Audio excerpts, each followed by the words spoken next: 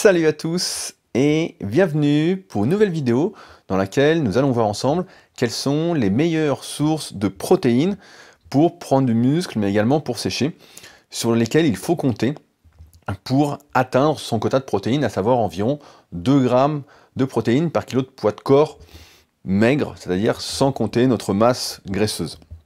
Alors, comme beaucoup, je pense, au fil des années, je me suis fortement intéressé à quelles étaient les meilleures sources.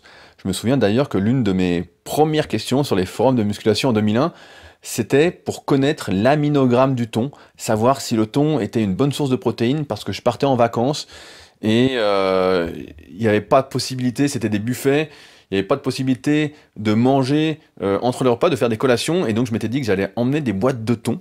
Donc je me demandais si c'était une bonne source. Et puis, au fur et à mesure, je me suis intéressé à la qualité des protéines pour m'apercevoir que différents indices existaient. Pendant longtemps, on a ainsi considéré que l'œuf, notamment le blanc d'œuf, était la protéine de référence, avait on va dire, le profil en acides aminés parfait, avait une valeur biologique de 100. On a pu voir par la suite que par divers calculs savants, certaines marques de compléments alimentaires qui n'existent plus aujourd'hui proposaient des mélanges de différentes sources de protéines, comme notamment protéines de blanc d'œuf et protéines de pommes de terre qui avaient soi-disant une valeur biologique de 156, et nous les proposaient à la vente sous forme d'acides aminés en gélules. À l'époque, on pensait également que les protéines issues de sources végétales étaient inférieures car incomplètes, à savoir qu'elles n'avaient pas l'équilibre parfait, entre guillemets, pour le corps humain. Alors, on consommait essentiellement, à cette époque-là, donc c'était début d'année 2000, essentiellement des œufs, de la viande. On mangeait pas trop de poisson, bien qu'on mangeait du thon en boîte parce que c'était pas très cher, mais on mangeait surtout de la viande. Je me souviens d'ailleurs d'une anecdote dans le livre Devenez champion du monde, où Jean Texier interviewe Jean-Luc Favre. Celui-ci dit qu'il mangeait jusqu'à 1,5 kg de viande par jour, parce qu'effectivement à l'époque, la viande c'était l'aliment roi en termes de source de protéines. Alors aujourd'hui, avec le recul, avec les années, et par rapport à ce que je conseille à mes élèves régulièrement, j'aimerais vous expliquer quelles sont, pour moi, les meilleures sources de protéines. La première chose que je souhaite vous dire, c'est que, en fait, peu importe les indices qui existent, que ce soit la valeur biologique, le coefficient d'efficacité protéique, etc., c'est que la plupart des sources de protéines se valent. Parce qu'en fait, on ne mange jamais un aliment seul. Même si un aliment n'a pas le profil parfait en acides aminés, le fait de le consommer avec d'autres aliments tout au long de la journée, et donc pas uniquement au sein du même repas, fait que notre corps va se débrouiller en fait en fonction de nos besoins sans sourciller. En fait, il n'y a plus, comme on a pu l'imaginer auparavant, ce besoin obligatoire d'avoir la protéine parfaite qui serait, je dis bien qui serait le blanc d'œuf, à chaque repas, parce que notre corps va faire lui-même des assemblages. C'est un peu comme pour les glucides avec l'index glycémique. On fait tout un foin là-dessus, mais comme on en reparlera dans la vidéo sur mes meilleures sources de glucides, que je ferai prochainement également, l'index glycémique, c'est calculé pour 50 grammes de glucides consommés seul en fait, sur un estomac vide. Donc c'est difficilement extrapolable par rapport au repas que l'on fait. Pour les protéines, c'est donc la même chose. La deuxième chose, c'est qu'avec la pollution de plus en plus importante des fonds marins, de nombreux poissons sont contaminés en métaux lourds et autres déchets. Alors là, c'est pas un scoop pour vous. Pour ceux qui me suivent depuis un petit moment, vous savez que j'adorais le saumon, je consommais énormément de saumon. Et comme les métaux lourds et tous les déchets sont principalement stockés dans le gras, ben, mieux vaut ne pas trop compter sur le poisson pour atteindre son quota de protéines.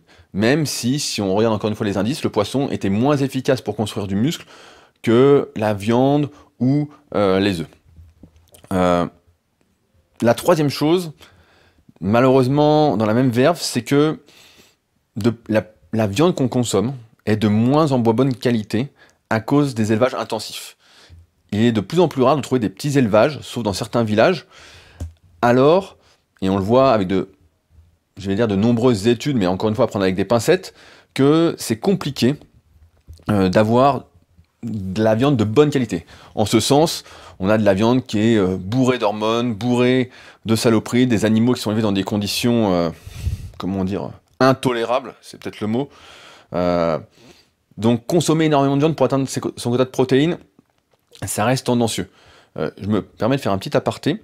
En termes de sources de protéines, il n'y a pas de meilleure viande ou de meilleur poisson, contrairement à ce qu'on peut voir dans les magazines qui font preuve un peu d'une imagination de fou pour lui proposer du poulet et du thon en alternance. Je me souviens que dans les premiers magazines que je lis, Muscle and Fitness, je crois qu'il n'existe plus aujourd'hui, à l'époque, il y avait poulet ou thon pratiquement à chaque fois. Tant qu'on mange pas le bout de gras, le gras qui se voit, viande ou poisson, peu importe la source, ça se vaut en termes d'apport de qualité, la source de protéines. Et la quatrième chose, c'est que on n'a pas, si on consomme du blanc d'œuf, on n'a pas à jeter les jaunes, parce que le jaune d'œuf, même s'il apporte des lipides et plein d'autres choses particulièrement intéressantes pour la santé, dont notamment la choline, le jaune d'œuf, l'œuf entier, est une excellente source de protéines. Donc ça permet en plus de faire des économies faciles en mangeant le blanc et le jaune en même temps, vu qu'il y a à peu près autant de protéines dans le blanc et dans le jaune. Après, faut pas en abuser non plus, parce que comme vous allez le sentir, si vous mangez 10 œufs par jour, vous allez moins bien digérer, et vous allez sentir que ça fait pas du bien, mais ça reste une très très bonne source, les œufs entiers. La cinquième chose, je voulais parler un petit peu des protéines en poudre, notamment celles issues du lait de vache. Pendant des années, on nous a expliqué que la whey protein et la caséine étaient vraiment les meilleures sources de protéines à prendre en tant que culturiste pour faire du muscle. On nous parlait de vitesse d'assimilation, fallait prendre la caséine avant de dormir, fallait prendre de la whey après l'entraînement, se dépêcher, etc. Et en fait, on s'est aperçu de plusieurs choses qui sont à prendre avec débat, avec recul, j'ai envie de dire. C'est que on n'est pas des veaux. Donc déjà, les laitages sont loin d'être obligatoires comme on le pensait. La deuxième chose, c'est que les différentes vitesses d'assimilation qui ont été mises sur le devant de la scène pendant des années, donc qui opposaient la caséine et la whey, sont tombées pour moi en désuétude, car la prise de muscle, comme vous le savez, lorsque vous êtes un pratiquant de musculation sans dopage, c'est pas un phénomène instantané. C'est quelque chose qui vient sur plusieurs semaines, sur plusieurs mois, avec un bon entraînement, une bonne alimentation.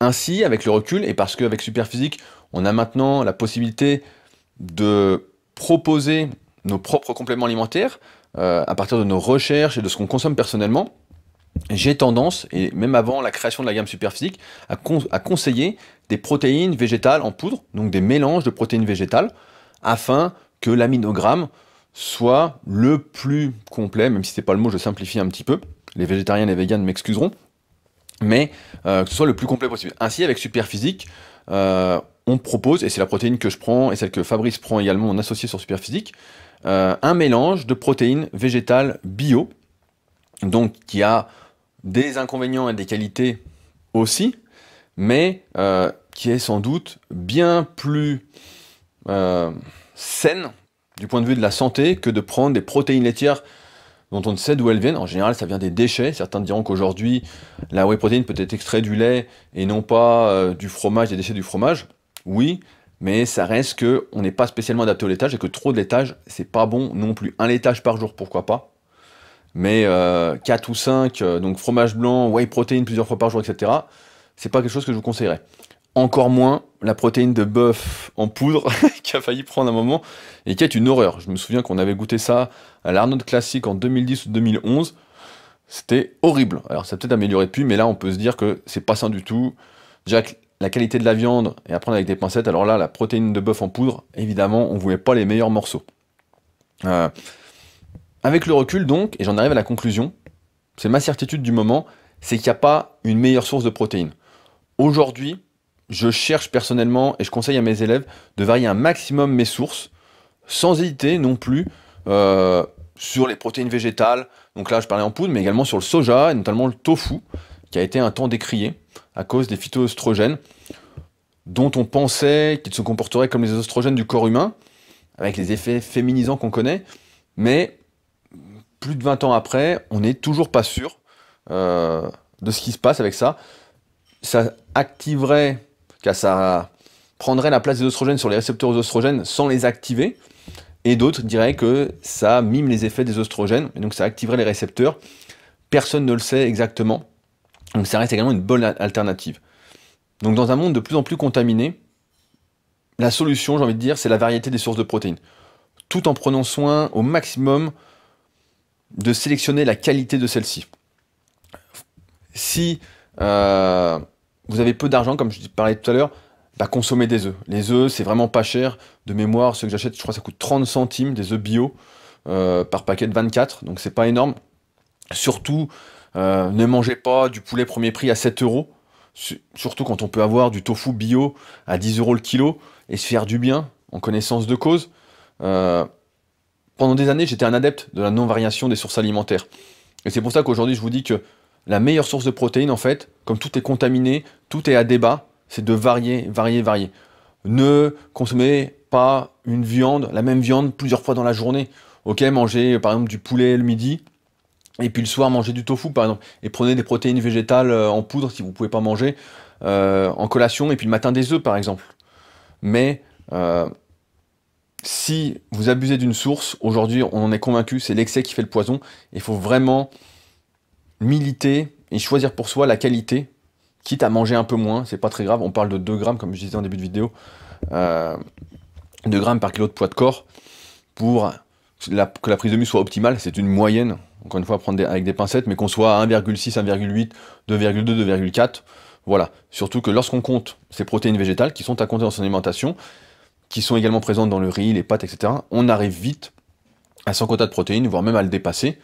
Et dans ce cas-là, c'est pas un souci, puisque on pourrait dire que les protéines végétales sont de moins bonne qualité, si on les consommait encore une fois seules pour faire du muscle, mais que donc en mangeant un peu plus, eh ben, on atteint quand même son quota de protéines.